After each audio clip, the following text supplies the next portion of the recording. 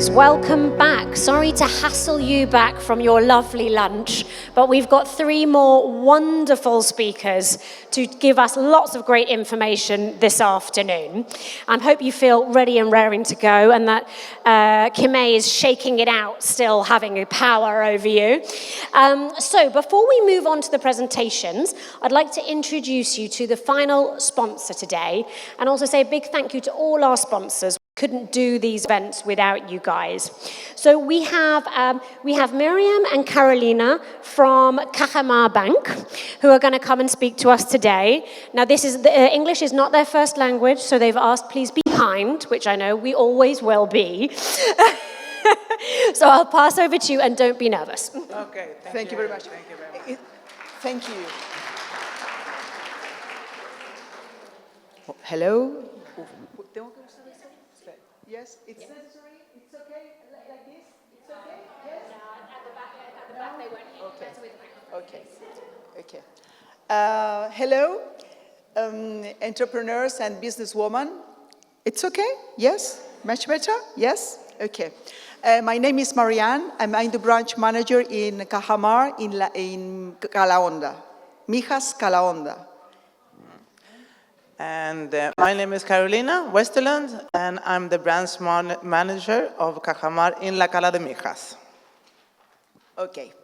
Businesswomen and entrepreneurs, for us, for Cajamar, it's a pleasure. And me, as I represent the entity, personally, it's great to be here with all of you today, sharing with you challenges and opportunities of businesswomen and entrepreneurs in a meeting that highlights, it's okay my English, that's good, okay, that highlights the business fabric, and that I hope it will be fruitful for all of you. One question, can you tell me if you know Cajamar? Yes, lots of you? Oh, that's make me very happy. That's perfect. For us, for Cajamar, this is the 2nd year that we are here. We feel very happy. We feel very grateful to be able to accompany you in at this International Women's Day event that it will be officially tomorrow. We know that year after year, we realize that we know the interest of learning with success stories and with the empowerment of women of the business world. I would like to introduce Cajamar and a little bit of the history and the story about Cajamar.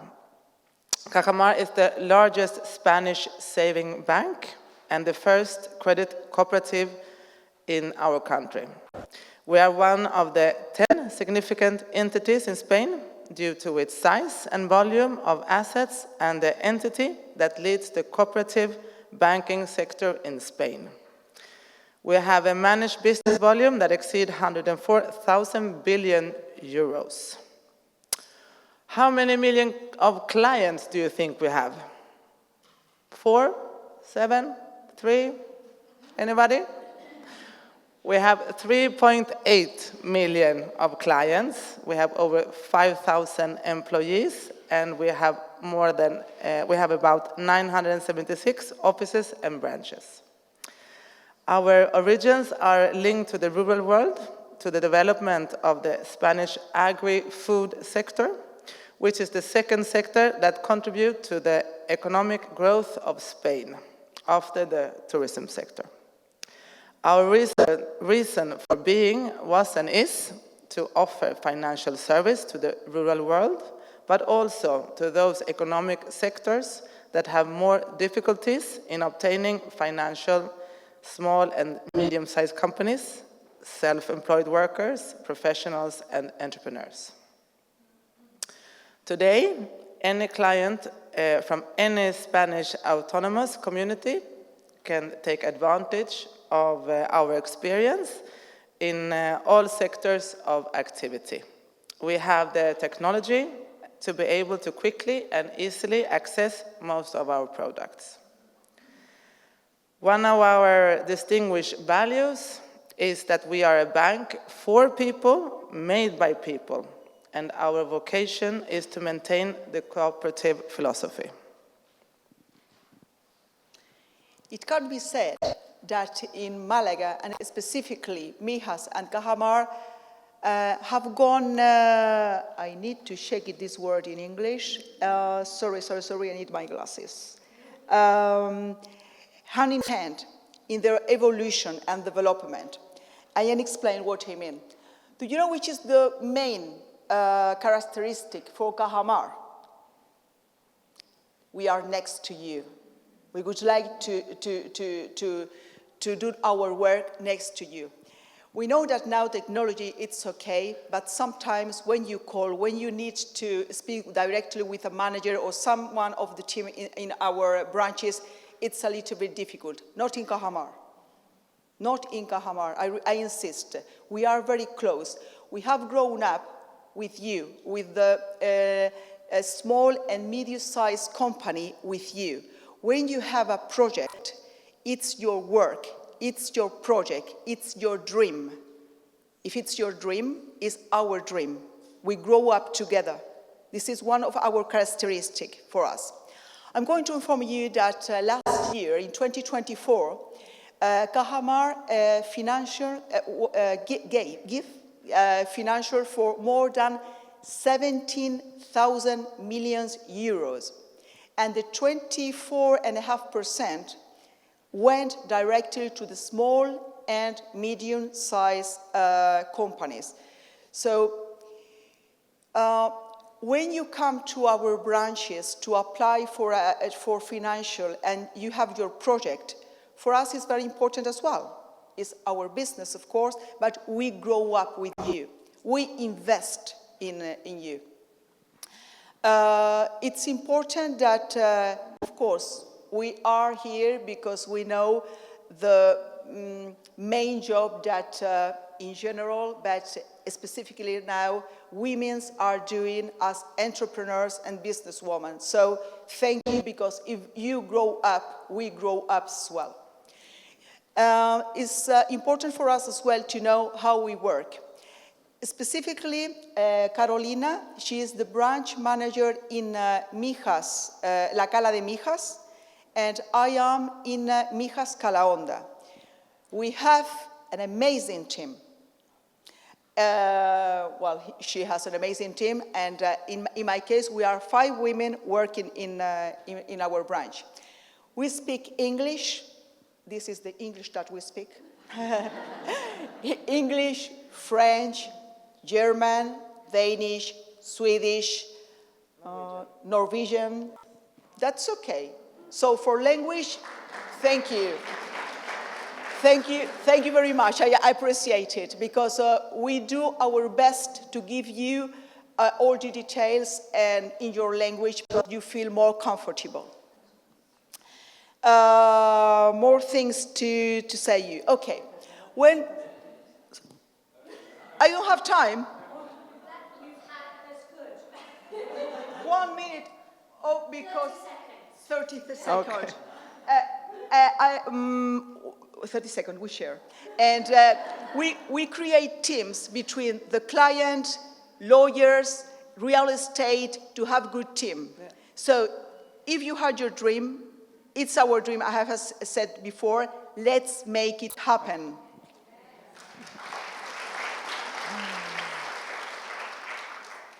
Just to finalize, we will skip some of it here. We just want to say that we are so grateful that we have been able to be here together with all of you here today, and we hope that we will soon see you all again. Thank you.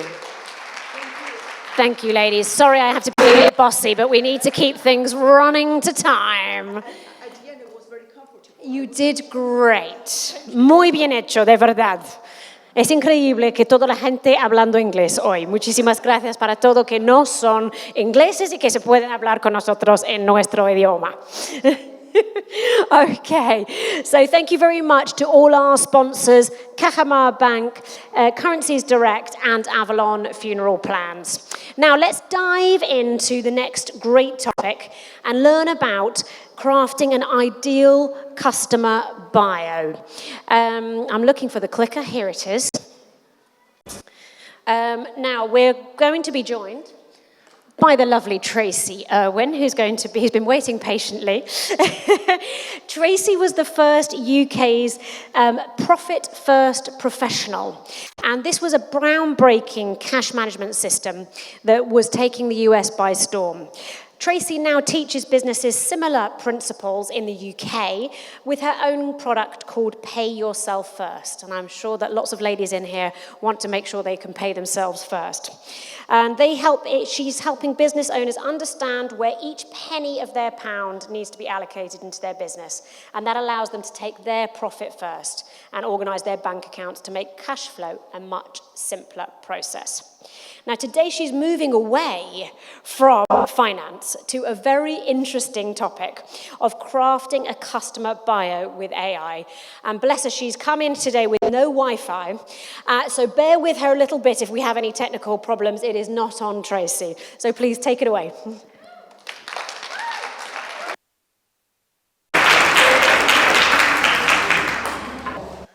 She literally needs turning on. I mean, don't we all? Right, try now. Oh, I'm on. See, I said the only thing I was worried about was technology. So, just out of interest, who in the audience became a business owner through conscious thought, and it was a dream of yours to actually be a business owner? Interesting. How many people became a business owner by accident because you love what you do and it was just the natural step? Interesting. I was an accidental entrepreneur. As a 27-year-old single parent of an 8-year-old, I was never meant to be a business owner, I'm sure. And I was at bingo in 2002, with two of my friends, and one of them, who we sadly lost when we were in our 30s, she'd just got given a job as an after-school club manager, and she could do everything that the job entailed, but she didn't know how to pay people. So she asked if I could help her, because she knew that I was an office manager paying over 150 electricians on a weekly basis. And then my other friend, who owned a beauty salon and still does to this day, she said, "Oh, could you help me too?" She said, "I've been paying my team cash because back then it was too expensive to go to an accountant just for payroll, and she had no idea on how to do it herself." So I said, "Leave it with me." So I went to work on the Monday, and I actually asked my boss, I was like, "Can I borrow our Sage payroll disk so that I can help a couple of my friends?" And kindly, he said yes. And actually, that is how TI Accountancy was born. And since then, it's been a roller coaster of growth. I survived the recession of 2008. I have had so many employee issues. I would still be stood here at 6 p.m. tonight if I tried to tell you about my employee issues. I outgrew 3 premises. In 2016, I woke up head of a really successful business. And from the outside, I looked like I had everything. A nice house, a nice car, nice holidays.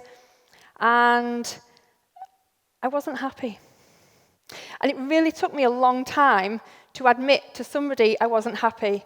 And like somebody spoke about before about switches in your business, my granddad died. It wasn't a tragedy. He was 94. He had a brilliant life.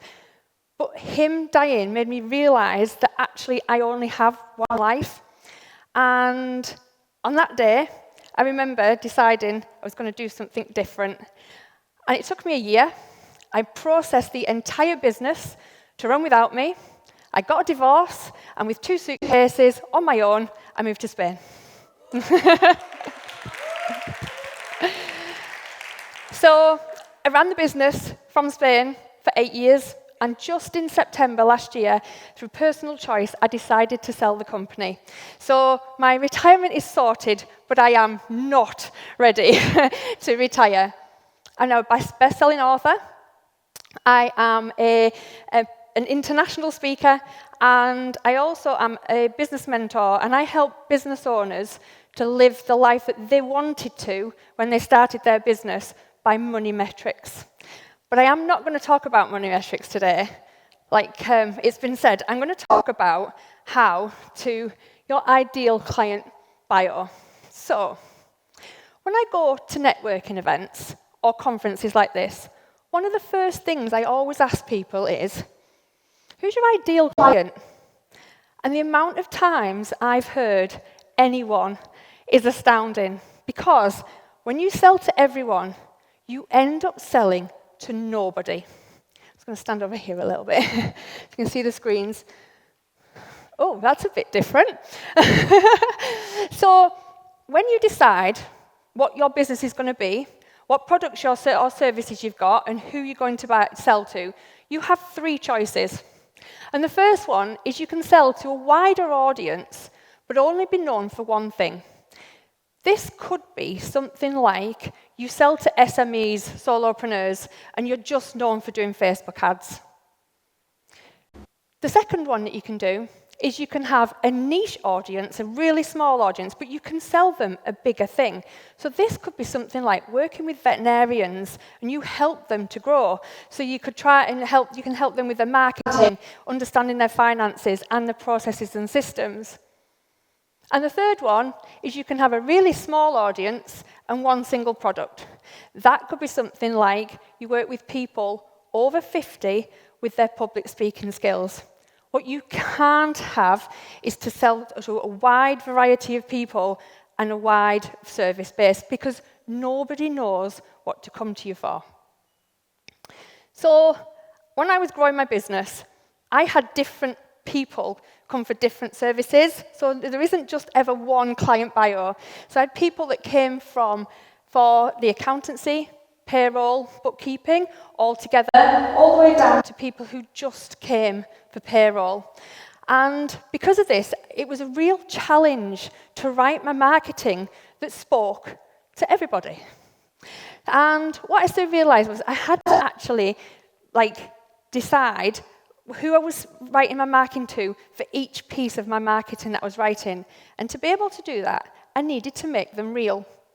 So what I did, back over a decade ago, I took my 3 favorite clients and I sat and I worked out what they had in common. And then what I did was I made them real. I gave them names, families, pets, cars, holidays. I did everything in the client bio to actually make them real. And then I went to a cartoonist friend and I asked him if he could make a visual representation for me.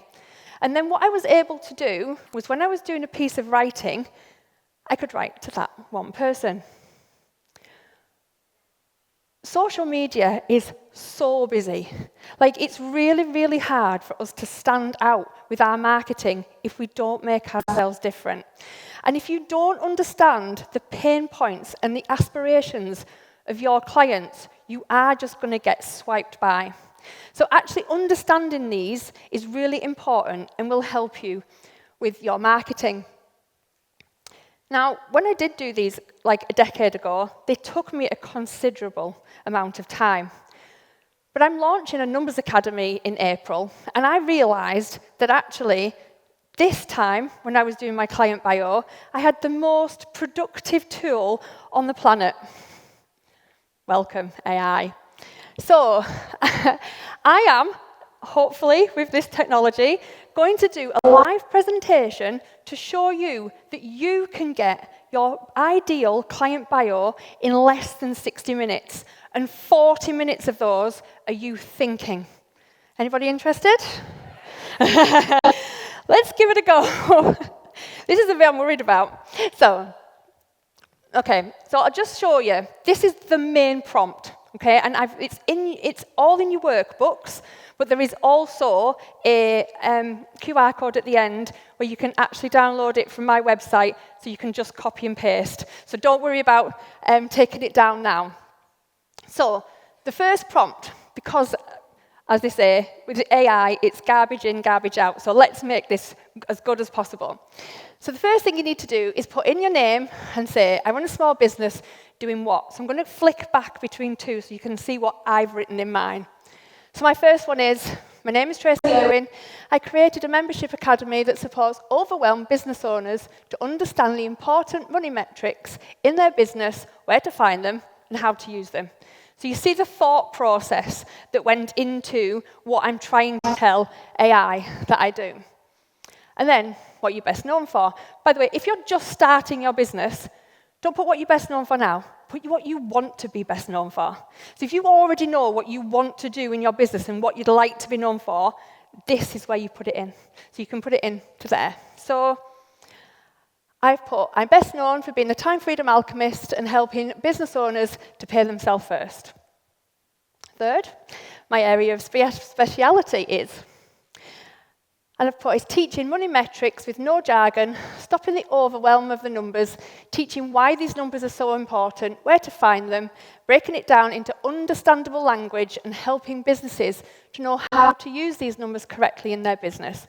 So as I said, the more you can put into the prompt in the first place, the better your results are going to be. And then this is where you need to think about what we talked about before, about who you're actually going to work with. So they could be the clients that you work with, whether they're females, the HR consultants. So I've put, I work with SMEs, however, I enjoy working with people in the health industry the most. Chiropractors, physios, gym owners, who are a victim of their own success and got into business because they love what they do and have now found themselves juggling everything in their business, e.g. marketing, finance, employees, and premises. And then the bottom bit is just to actually, this is the bit we're telling AI what to do. So please help me brainstorm a list of the main pain points my customers would be experiencing and a wish list of desired payoffs, benefits, and solutions they want, including the desires of specific needs or wants, and then to get a better, whichever thing they need, I'll show you that in a minute, and what the outcome's going to be. I want to use this to help craft a powerful ideal client bio for my marketing. Come up with at least 20 pain points, payoffs, benefit solutions, please display in a table format. So I've literally just put, they need a better structure, need to understand their money metrics, want more time and profit in their business. So that's it. So now's the test, by the way, because I'm now going to, I'm now going to see if we can do it live on stage. So.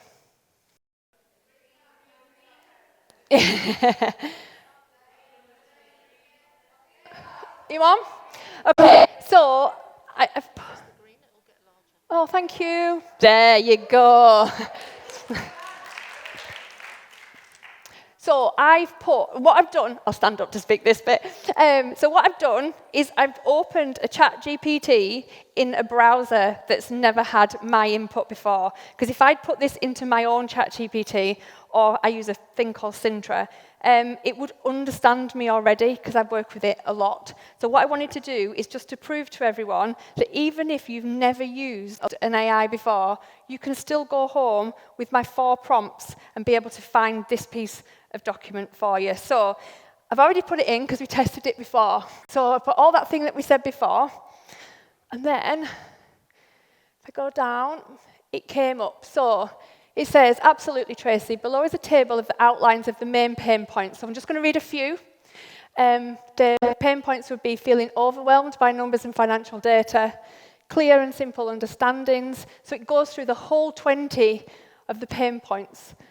As you can see, it's really, really good, and the things and the solutions as well. And then, if I can find prompt 2,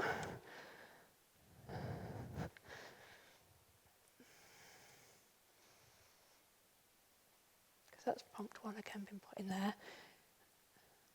Right. I have an assistant. How amazing is this? So, dos.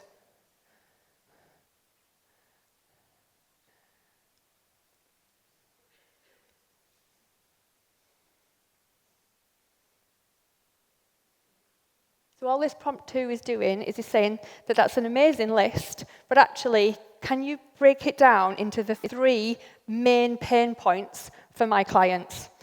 Gracias.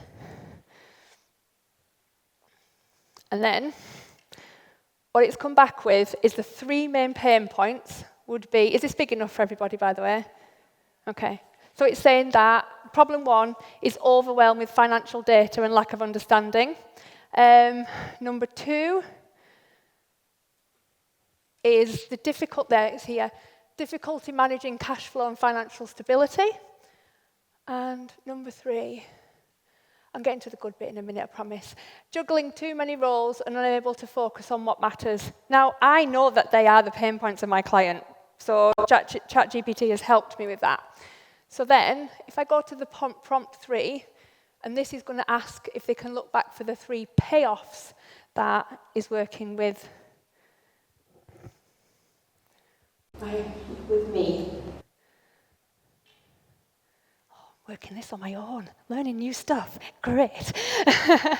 So, and now it's saying that based on the 20 pain points, 3 dominant payoffs for me would be,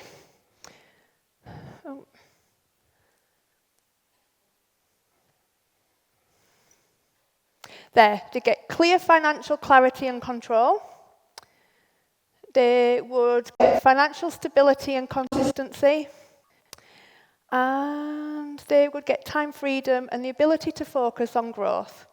So then, the interesting bit is at the bottom. So in number 4,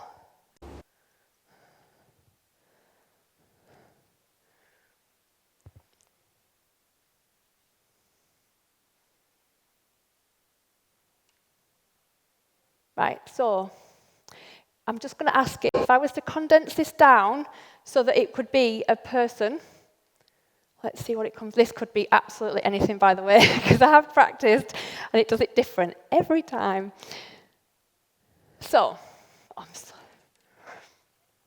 right, so I'm going to read, I'm going to make this bigger because it's the last time I need it. Right, let me read it. So it says, meet Sarah Thompson, a business owner ready to reclaim her time and clarity. Sarah Thompson is a 38-year-old chiropractor based in Melbourne, Australia. I would love a client in Australia. She's married to David, her supportive husband, and together they have 2 young children, Emily 7 and Jack 4. Sarah's business is thriving, but lately it's been more overwhelming than rewarding. She's dedicated to providing top-notch care for her patients, but between managing her clinic, employees, finances, family life, she feels like she's constantly running on empty. Her typical day starts early, juggling morning routines with the kids before heading into the clinic. Once there, she's fully focused on her patients even, working long hours to keep her practice running smoothly. But as the day winds down, the mountain of paperwork and financial tasks looms over her. I'm not going to read it all. I will share it with everybody if you want me to. But can you see how easy it would be to write a piece of marketing to Sarah? Can you see what I'd be able to do? Her pain points, I'd be able to do her aspirations, and this way, by doing that, how long have I got left, by the way? Okay. And by able to do that, you will be able to stand out because the people reading that market know it's addressed to them. So, I have 2 things for you. I've got, in the workbook, there's the 4 prompts that I have just used. However, if I go to, let me escape here. Nope. Let's close it. No. There. Right, so if I just go back to my presentation a minute, I do have, there. So here I have the 4 prompts, and I also have another 5 behind it, which will help you with your marketing. One of them is for ChatGPT to create you an image of the person that you're writing to. I couldn't do it on stage because you have to be logged in. So you have to have a login account with ChatGPT to be able to do the actual image, but I wanted to share that with you, and there's also another 4 that helps you with not writing your marketing for you, it helps you with ideas to write your marketing. So my book is on sale, by the way, and all 6 of my client bios are in this book to give you some ideas. But also, I decided that after the speech this morning, because I live in Alta Vella, and Valencia is very close to home, so anybody who buys the book today, money is going straight to the charity that we're doing today. So if you want to help them too. So thank you very much. I can answer any questions if anyone's got any, but I don't know if I've got time after. We'll probably try to do the questions at the end for all the speakers, Absolutely. if that's okay. Thank you so much, Tracy. Oh, can I be really cheeky and ask for a selfie? You absolutely rocked that. That was the height of bravery, combining that, right? Smile for selfies, Smile, people. please. Thanks, ladies. Yeah. You've been a joy. Thank you very much. Thank you, Tracy. Well done. You know, of all the things that I get scared of when I stand on stage, technology is absolutely the main thing. So to do all of that live was absolutely amazing. Quick question. There's a phone, a very lovely sparkly phone been found. Does this belong to anybody? Black, sparkly, and a nice picture of a family on the front? We'll leave it down the Times. It's yours. Perfect. Lovely stuff. Can I just give that to you, Tracy, for a second? Thank you very much. Perfect. Well, thank you so much, Tracy. As I say, that was unbelievably brave. And we're going to move swiftly on to our next speaker, who is Pia. And Pia, when I was reading your presentation, I was intrigued. Emotions and horses. Absolutely fantastic. So she's going to tell us how to build emotional strength with horse wisdom to enjoy stress-free relationships. Now, Pia is a highly skilled and sought-after transformation and empowerment coach. She focuses on personal development, social and emotional intelligence, and empowering individuals through language of emotions and horses. Armed with a desire to support others, Pia successfully guides individuals to become a higher version of themselves. And Pia has a passion for helping women who desire stronger confidence, presence, and identity. So she has a lot to teach us about today. Please come up, Pia. Thank you. Can you hear me? Testing. Yeah, now it's on. Thank you.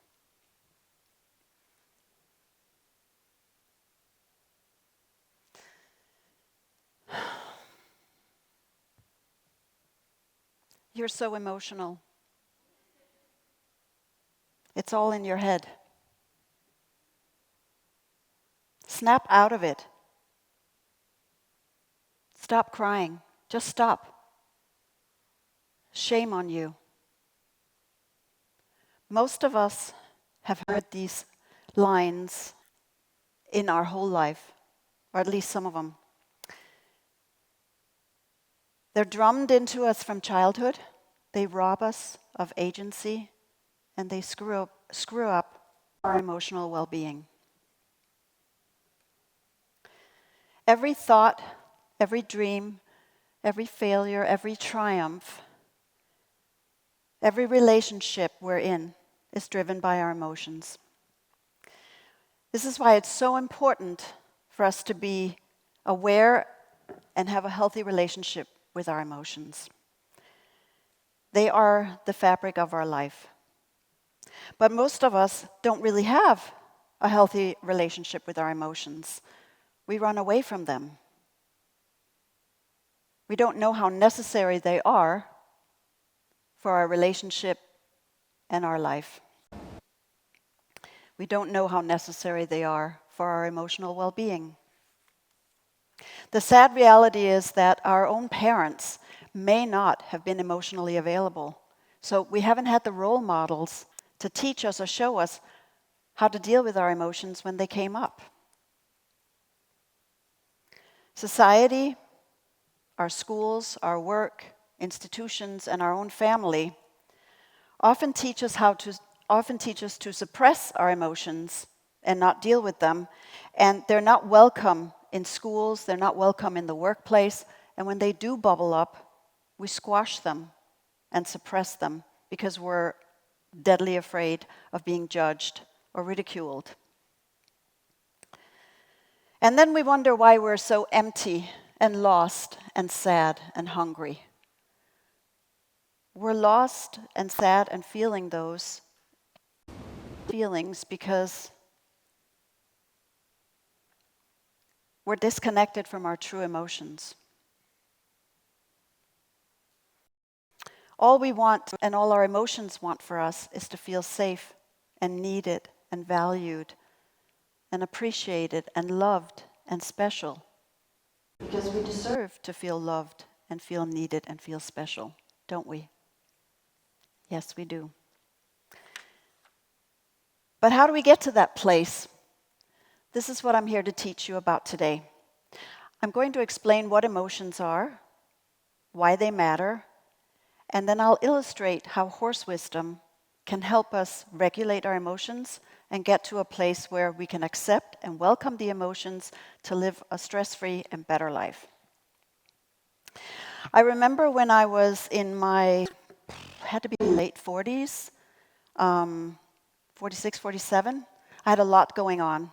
I had a full-time career, working mom, working 50, 60 hours a week. I was traveling all over the Middle East and Africa, and I had 2 sons that were going off to college in the US within a year apart. And I had a husband who was also working a full-time career and traveling. So it was a lot. And I spent 18 years caring for my family, raising my kids, moved 3 different countries in those 18 years. And I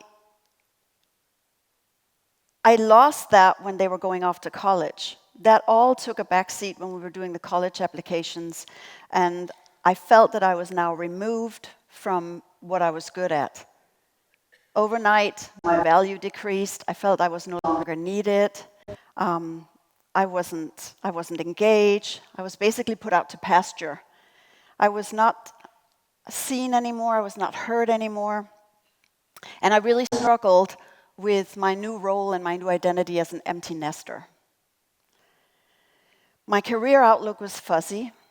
I didn't really know what I was going to do next. There was a reorganization on the horizon, and I was really afraid of losing my job because I was also going to pay the tuition for my kids, which is high in the US.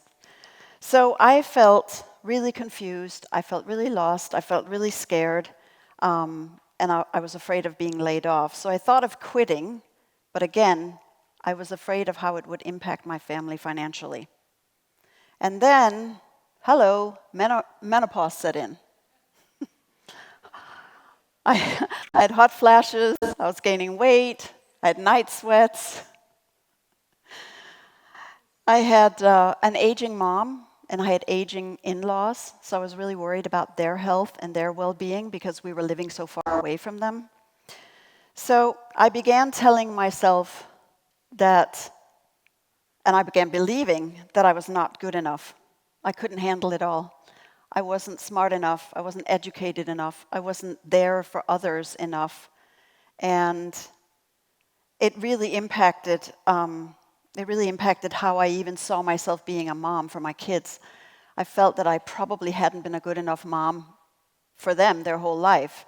And when they ran into some trouble overseas while they were in college, I felt that I hadn't set them up for life, and it was all my fault.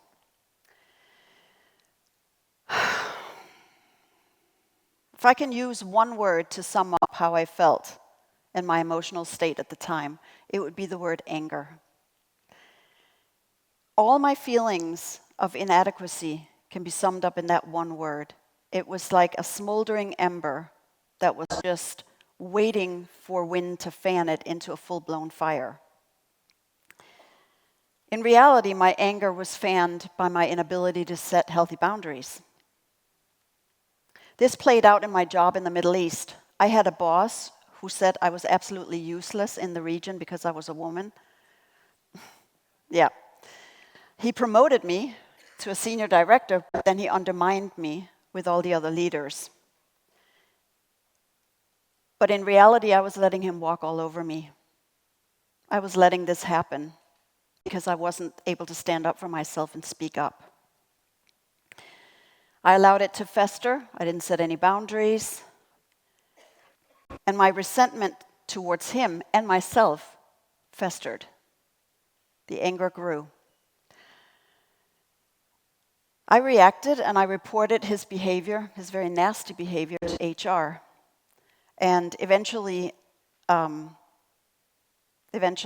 they got back to me and they started a case.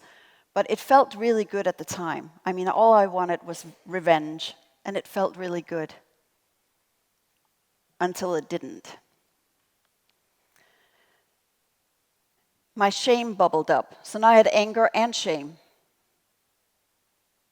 I felt other emotions too. I remember at the time feeling situationally depressed, grief, because my kids were going off to college. I felt sadness. I felt a lot of anxiety. And I felt that all of these emotions coming up at the time, I wasn't able to regulate. I wasn't even able to acknowledge them. I had no tools. I had no awareness. My boss did end up getting fired about 3 months later.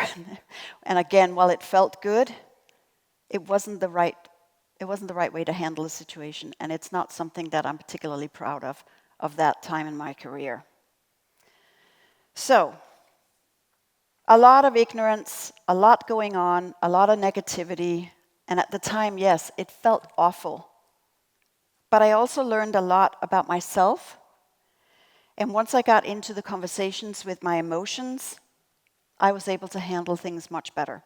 I'm going to come back to some of those lessons shortly, but first, let's dive into what emotions are. Emotions are physiological senses that help us think, understand, and act. Help us orient and gives us information about the world. And it helps us make sense of what we feel and what we perceive. I'm treading lightly here because I got my glasses on, so I can't see down, and I'm afraid to go over. So they help us orient to everything that's going on in our life. But most of us don't really know we're having an emotion. We may feel a certain mood, but we can't put a finger on it. And we aren't really able to name it until someone points it out to us. Oh, you're angry, or you're pissed off, or you're sad. Only then do we realize what we might be feeling, that we might be angry about something at work, we might feel scared about something that's going on in our life, we may be anxious about overdue bills. And this disconnect between feeling something and the actual emotion is often due to the years of conditioning I was mentioning before. This repetitive messaging since birth that emotions are the problem and we're supposed to suppress or repress them. Or the polar opposite, that we allow them to explode whenever they come up.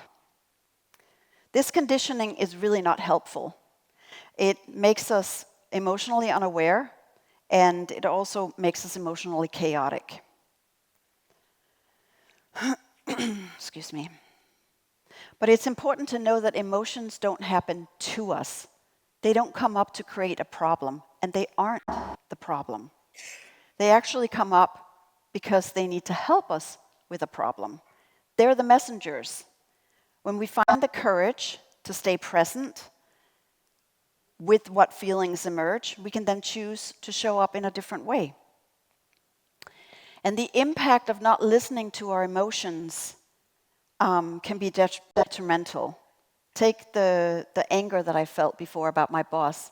That anger actually has a horrible reputation. It's one of the most hated emotions along with shame, but it's also the most misunderstood.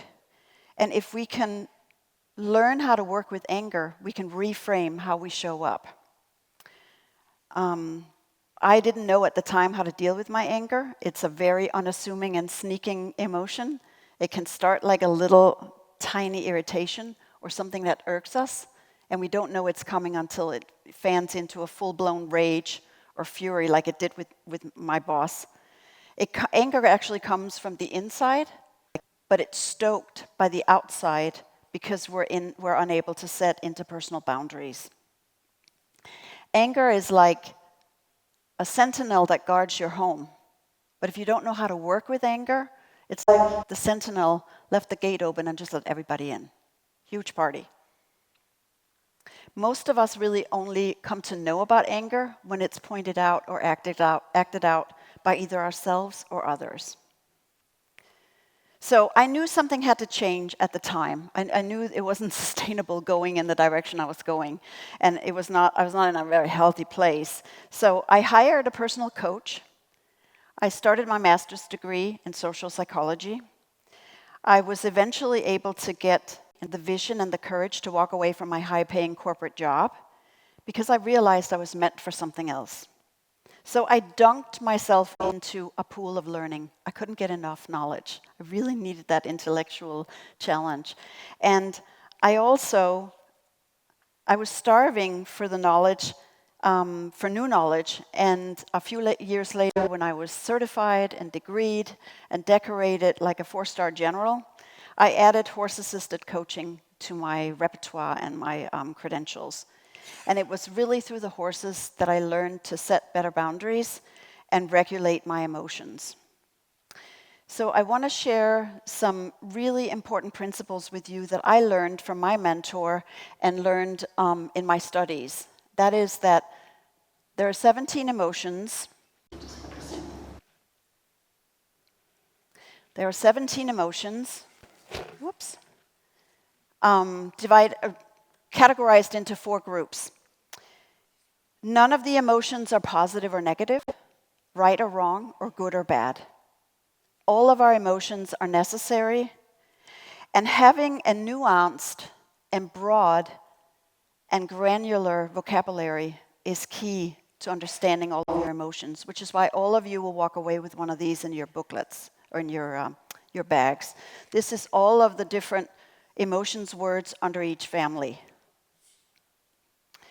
Each group, each family, contains specific and vital intelligence that helps us guide our thoughts and actions so that we can understand ourselves and the world around us.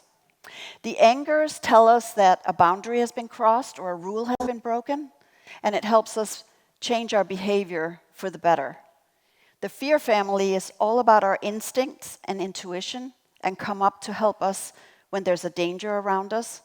Or there's a hazard that we need to be aware of, or something coming ahead. Anxiety helps us to see what might be coming ahead. The sadness family helps us let go of things that no longer work, no longer are needed or serve us. And sadness helps us let go so that we can rejuvenate and get back to starting something new. And the happiness family is all about looking outwards to others, at ourselves, and looking into hope and satisfaction. So those are the families. And now that I've covered a little bit about what emotions are, let's talk about why they're necessary. Emotions actually arise when we have a situation or a stimulus happening. So something happens, we see a snake on the road, and we know that it's probably going to be dangerous. Or a close friend of ours dies, and grief comes up, or sadness comes up. Well, what happens if we don't listen to them? So something comes up, we have an emotion, and we have an action. But if we don't listen to them, what might happen? Imagine that you're on a nature walk, and you're walking a little bit too close to a cliff edge, and you're about to fall over. Fear, the emotion fear, will come up and alert you to that hazard, and you quickly jump back in. So you're close to the edge, you feel the emotion fear, and you take an action. That short, simple pathway is fine in most situations, and it's probably how most of us react. But if we actually take the pathway of emotional awareness, we have the situation, we feel the emotion, but now we are identifying and feeling into the emotion, and the intelligence and the messages that it has for us. And then we start to work with it, asking the questions of why did the anger come up? Why did the fear come up? What do I need to do? So those intentional pauses helps us actually slow down, and it offers us different options, not just to react blindly, but really understanding another way to work with it. So it gives us that pause, and instead of only expressing or repressing the emotion, we can learn how to channel them, which is much more, it gives us that understanding and much more intentions to act. So emotions have a job to do. Okay, we've covered what emotions are, why they matter. Sorry, I keep kicking this. I can't see where I'm walking. Let's talk about how horse wisdom fits into all of this. Horses are prey animals, meaning they can be preyed upon by other animals. And this has really wired them for their survival. To survive, they need to be alert, they need to be present, they need to connect, and they need to belong. As such, horses are hardwired and masters at being in healthy relationships. They function in the moment. They don't dwell on the past, and they don't worry about the future like we do. They're not in their head. They're actually present and alert to their surroundings. So we can learn a lot from that as humans. Getting out of our own head into our body and feeling, sensing nature, things that are around us, can actually help us get grounded and calm and connected, and also less stressed. When I work with my clients in the arena and we step into that horse herd, we actually are part of that herd. And so in order to be connected and accepted, we need to meet the horse where it's at. If we're not present and aligned and congruent with our thoughts and our behavior and emotions, the horse will not connect. Because why would it? We're not offering it any safety. It's also important to notice or understand that the horse doesn't see a person who's small or big or rich or poor. It doesn't see fancy titles. It just sees a sentient being who's either aligned and congruent with her actions and attitude or not. Congruence means being completely ourselves. No masking, no changing or bending or planning. And horses are amazing at telling us how we show up and feed that back to us like a mirror. No amount of calling is going to get my horse to connect with me if I'm not in my right head or right mind. If I'm absent-minded, she won't connect. But the minute I relax and become present and get out of my head, she will connect.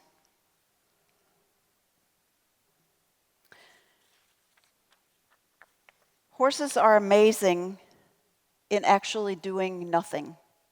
And this is what probably is the biggest takeaway. They conserve energy. They don't spend it if there's no danger. So we can really learn about how we show up, how we spend our energy, what we spend our energy on. And the next time, well, I wanted you to walk away today with emotional strength and horse wisdom, but the next time somebody tells you you're being so emotional, thank them and say, why, yes, I am. And that's okay. Thank you for listening today. Thank you so much, Pia. I love the fact that, in standing in this room with all these wonderful emotional women, that we can look at that as a strength and not a weakness. So thank you for identifying that for us. I just want to point out, I have a free gift, so if you click on this, I'll get out of the way. It's really hard to describe what a horse-assisted coaching session looks like, but I have a free video that shows that, so if you can download that, and then when you download it, you'll also get a free guide with 3 different mindfulness practices that can help you with your emotions as well. So I hope you enjoy that. Thank you so much. Thank you. And we're going to move on to our final speaker. Last but by no means least, we have Dr. Beran Parry, who's going to tell us how we can maximize our hormonal health for business success. Dr. Parry is a certified natural medicine doctor, nutritional therapist, and dietary expert, as well as being a natural hormone and immunity specialist. She's a specialist health coach, master nutritionist, and functional medicine and genetics consultant with a mission to create well-being and wellness at every level.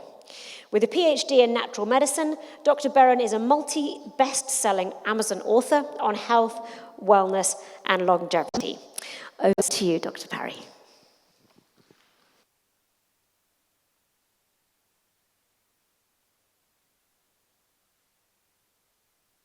This one, just while you get started, while they sort of. Okay, good. Hi, I'll start again. This is better. Firstly, I just want to say what a privilege it is to be here today, especially because it's International Women's Day, and all you wonderful ladies here, to share information together that helps all of us is just a wonderful experience.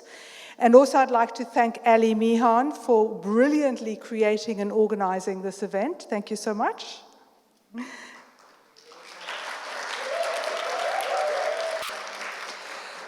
So today we are here as well as women to celebrate our dedication, our strength, and our passion, because that's what being a woman is about. And it's very important to refocus onto these areas.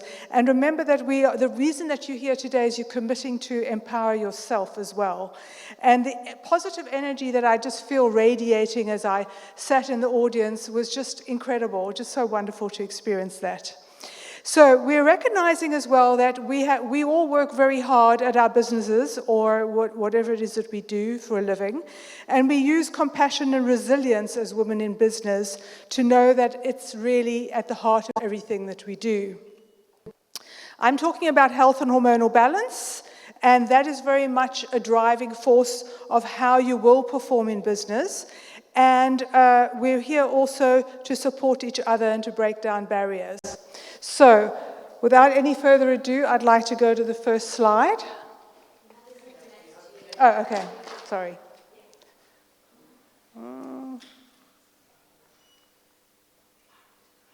The right one? There, okay. There we go. Is it working? Okay. All right. I'd like to just start by giving you a bit of background. I was born in South Africa in 1960, and very interestingly, I became a very young mother. So at age 18, I had my son. Just did everything the opposite way around. And because of that, it was a wonderful experience because I became very aware of what it was to be a woman, and also all the enormous hormonal changes. And that really stimulated me to start studying at a really young age. I was actually at university doing some work in banking and then doing a postgraduate MBA. However, I was in Stellenbosch, and there was the first integrative health center there created by two amazing doctors, Dr. Clito Saporetti and Dr. Boris Chato, and they really inspired me to study naturopathy, homeopathy, and nutritional science at a very young age in my early 20s. Nevertheless, I continued in my banking career, was headhunted and moved to Europe, but always had as a part-time work and part-time consultancy in nutrition. And then I continued to study, and then something really interesting happened. At age 40, they discovered some thyroid cancer cells when they looked at a tumor that was removed, and that changed my entire life, because then suddenly I had to step back and say, why did this happen? Yes, we know it happened because there was a hormonal imbalance. I was in perimenopause, which we'll speak about in a minute. But really, it happened, I discovered, because I wasn't doing work that I felt completely fulfilled in. Now, I had a wonderful opportunity. I was CEO of a big international consulting firm. I worked with 45 consultants throughout Europe. And to everybody, it seemed like a very successful career, but inside, I wasn't fulfilled. So what did I do? I went back to school, and I restudied nutritional therapy. I got a master's in nutritional work, and also in Pilates, in exercise physiology. And then I started to practice full-time as a nutritional therapist at that time. However, what I found happened was that I was actually more interested in the natural medicine side of it. How do we use natural supplements to actually heal the body? And so I started this long process on researching, writing several books, and eventually obtaining my PhD, which is board certified in the US in natural medicine. And the last 10 years I've been living in Spain. I moved from Belgium, where I'd been for 25 years, got divorced, moved to Spain, and started from scratch. So, just like everybody else here. In Belgium, my son still continues our family business there. However, it's entirely him running it. And I started here not knowing anyone, and I was headhunted by a wonderful natural medicine center and clinic in Gibraltar to head up the functional medicine section. So that's a little bit about what I do. Also, several books that helped, obviously, and then to get the PhD. And one of my books here is my dissertation, which was on immunology and natural medicine. Right, 4 main areas in adulthood that we as women have to look at carefully for hormonal balance. Because this is when things start to go awry, things start to get out of balance for all kinds of reasons. So we have premenopause, which is age 35 to 45, and there we find that we start to get with the reproductive hormones, estrogen, progesterone, but also, and this is where some of these health conditions come in, our cortisol, which is related to how we respond to stress, and our insulin, which is related to how our body responds to blood sugar metabolism. These are 2 really important influences that we don't give enough credit to, and we really need to make sure that we are able to understand that there are all these hormones involved, not just the reproductive ones. Perimenopause, age 45 to 55, is where these symptoms worsen, they get stronger. We have more depletion of the reproductive hormones, and we have normally more increase of the cortisol and insulin. So we have to become even more careful, otherwise we have a degeneration of health and well-being on many levels.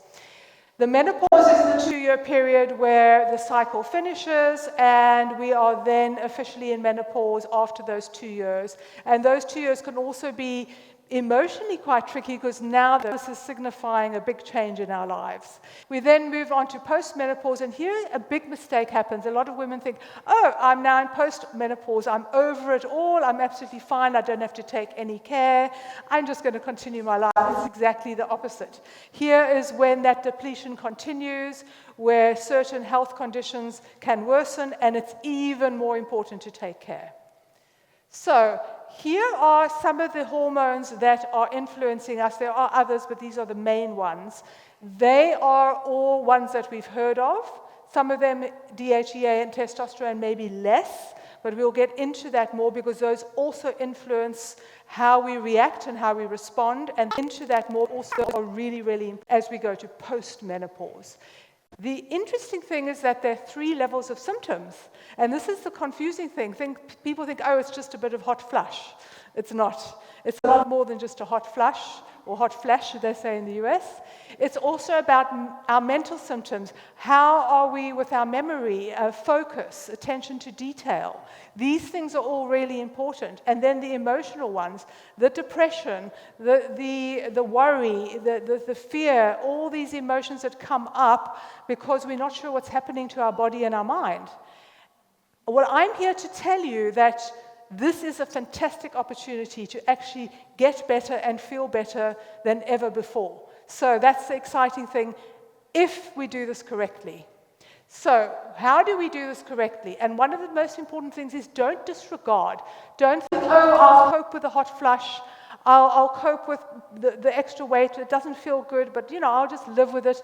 And I'll go on to work and continue, because that's what happened to me. I just ignored some symptoms that I was having because, well, work was good. Work seemed to be wonderful at that time, at age 40.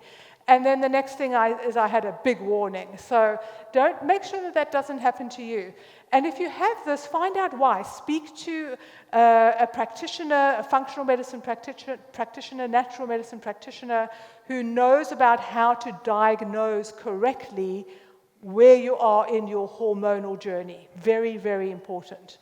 Once you know what's going on, make sure that you implement. So I've had so many patients that come and see me, oh, I had this test, but I didn't really know what to do, so I just continued. I took maybe a little herb here and there, but I didn't really get to the bottom of what do I need to do to find the solutions to improving my quality of life now that I'm in peri or menopause. So the choices are quite vast as well, and there are some risks with some of the choices. I normally say you can go natural or you can go chemical. So natural means that we're going to look at it in a way of, let's start with what the underlying problem is, look at it, and then give you natural medicine versions to help you rebalance. The chemical is simply what we know as HRT. Quite often, a medical doctor will simply prescribe that without even testing your hormones. Yes, you probably need some HRT.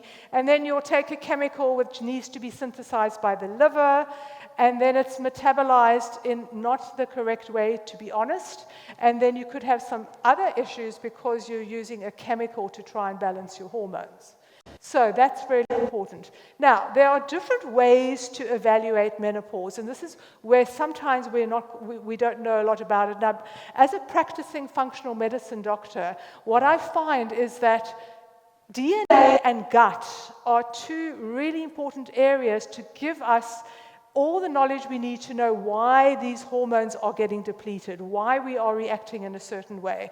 So with the DNA, we just had, together with my wonderful colleague Karen, yesterday a situation, she's a wonderful nutritional therapist, where we were assessing the hormones, and I said, there's something missing here. And then we looked at the DNA test, and this woman was actually suffering with hidden insulin resistance, which you couldn't tell from a blood test. But what this does, it influences the way in which the hormones behave. So really, really important. The gut is where we manufacture hormones. We also manufacture hormones in the ovaries and in the adrenals. But if the gut is not synthesizing and manufacturing the hormones, the gut problem is actually the cause of the hormone deficiency besides what's happening in the ovaries. So these things have to be considered if you want a really complete picture of what's going on. And that's one of the reasons I became inspired to become a DNA analyst, because then I was able to analyze the DNA and then a gut analyst, because by doing that, you have the complete picture. Without the complete picture, where do we go? We can only guess, and guessing with hormones is not a good idea. Now, the important thing is the diagnostic. So something called the Dutch test. Has anybody heard of the Dutch test? Okay. So the Dutch test is a urine test which is a lot more accurate and a lot more detailed and internally diagnostic in the way that it actually looks at your hormones. With the blood, we just simply see what is the hormone level in your blood, but what happens when the hormone leaves your blood and goes into the tissues and then has to perform? That's, unfortunately, we cannot tell in the blood. So we have to do a Dutch test, because that will tell us how the hormone is metabolizing in the tissues and therefore how it's performing. So the Dutch test is, in my mind, a vital part of this, and then you need a functional medicine practitioner or doctor to be able to read the results accurately, then see whether you should be doing DNA and gut, and then giving you a complete picture of what's going on, and then you're able to take action and really get to a point where you're improving your quality of life and your health. The lifestyle medicine side of things is another part that's absolutely vital. You've got to sort out your nutrition, because if you're eating a lot of sugar and you're insulin resistant, and maybe it's hidden so you don't even know, that is going to be messing up your hormones and the hormone balance and other aspects as well, because then you're going to be putting on weight, your insulin is going to be causing inflammation, and inflammation is the worst thing of all. So the other thing is being able to move the body and to become stress resilient. If those two things are not happening as well, then you're also not in a state of total recovery. So just some important things, as I said, inflammation and anti-inflammatory lifestyle means the way that you eat has to be anti-inflammatory, the way that you exercise has to be anti-inflammatory, and the natural medicines that you use have to be anti-inflammatory. So one of the things that happened 5 years ago is that I was no longer satisfied with the quality of natural medicine, so we started our own natural medicine manufacturing laboratory in the US and also in Gibraltar. So we make all our own natural medicines now simply because we are absolutely sure of the best quality. And that's wonderful. We ship all over the world, which has brought a wonderful aspect to the business, and people are sure of what they're getting. And don't forget to move. That walk every day, we were just saying earlier, talking about emotions, you need to be able to walk in nature to get emotional balance in the morning. So don't forget to do that, really important. So here is the 5-step protocol. Now this protocol has to happen on every level. If you only do 1 or 2, then you're missing out. So once you're diagnosed, you then have a professional assess it. Then you start your action protocol. Now that might be natural supplements, vitamins, minerals, herbs, but it will probably include some bioidentical hormonal gels, which is the only way to take hormones if you want to do it safely. And those we will start, and then it's only the beginning, because then we have to make sure that the dosage and the way you're synthesizing the gel is correct. So you then, over a period of 6 to 12 weeks, we do more blood tests, we do more reviewing of symptoms, and then in 3 to 6 months we're normally ready to say, right, we have a wonderful balance now, and we just need to come back and check every 3 to 6 months to see where you are, perhaps retest if necessary. A lot goes on your symptoms and how you're feeling, as well as the blood tests and the urine tests. So here are some ideas on the bioidenticals and the natural herbs. So natural herbs, you can take, we have a particular one called Happy Hormones, which has all these herbs in it. You could take them individually, but they need to be taken in conjunction with each other. So don't take one and then not the other, or take too much of one or too of the other. You need to know the balance of them. And then the real secret weapon is these bioidentical gels. And the great thing is that those can be, we prefer to only do them very, very minimally and get your own adrenals to produce your own hormones. So to give you an idea, when you start off with this, when I started, I menopause very early at age 47, now 64, so it's been quite a long time. However, the interesting thing is that at the beginning, yes, maybe taking estriol gel 3 times a week. However, once your own adrenals get used to making it, because there's no longer any inflammation in your body, I only need personally to do my gel twice a month, 2 days a month, and that's it. The rest of the time, my adrenals are producing the hormones. Now, everybody's different. Maybe you'll need 3 or 4 days a month, but we look at reducing rather than increasing or giving you the same dose, from one person to another. It has to be extremely personalized. Okay, now, a lot of what we're talking about is education.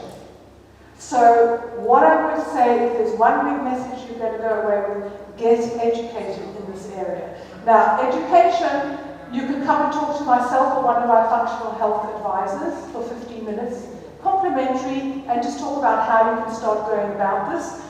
We have 3 people in the audience today that can help you with that. Melissa, Sam, and Karen. Also, we have some educational programs that we offer which really help with this kind of thing. You can get a complete list from one of us today. There are 3 areas. We have something online called the Ageless Metabolic Success Academy. It's a membership club which gives you access to all the different videos about lifestyle medicine, about hormonal balance, and also about natural medicine education. So you can just go and look at all the ebooks online and look at all the information about this. We also have a personalized online hormonal education program which runs for 6 weeks. It's a once-a-week lecture with myself, which is just looking at hormone biology, rebalancing, bioidentical application, and that includes the Dutch test. So you can come and have that 6-week program with us. Or you can actually, if you're thinking of changing career, look at becoming a functional health practitioner. We have a fully approved and licensed certification course that we run every year. We just started our next one. And that helps people who are who really want to get to know this a lot better for themselves, or maybe think of practicing in the future and starting a new business. So that's the story for today. I've been told I have to stop, but if anyone has any questions, I'd like to just spend a minute going through any questions. Come and see me afterwards, or see my colleagues, and we'd love to help. Thank you.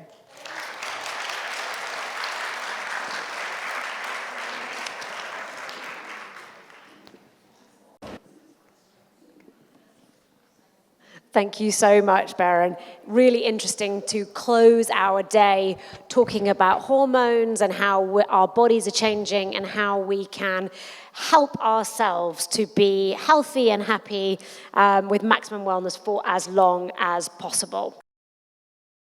While the speakers come up, I want to thank you guys all for attending and being such wonderful, wonderful guests. There was so much engagement and positivity and lovely smiles up here that I'm sure all the speakers really, really appreciated. So thank you to all of you. Round of applause for you guys. And of course, a very happy International Women's Day.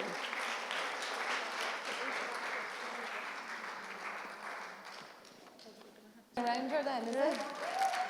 Not in front of me. Yeah, there we go.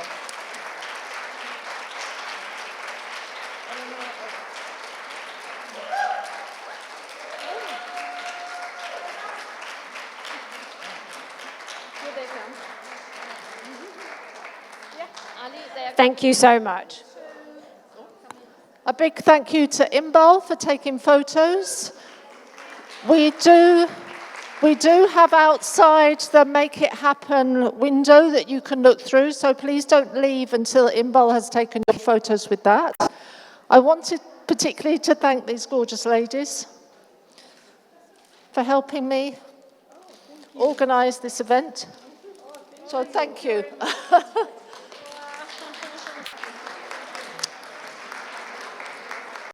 And to thank the guys, the technical team, who have managed to cope with our bad Spanish. And to thank you all. You can all have a clap for coming and making it a fantastic event. Thank you. And last but by no means least, can we have a massive round of applause for Ali Meehan, the Costa woman and absolute legend.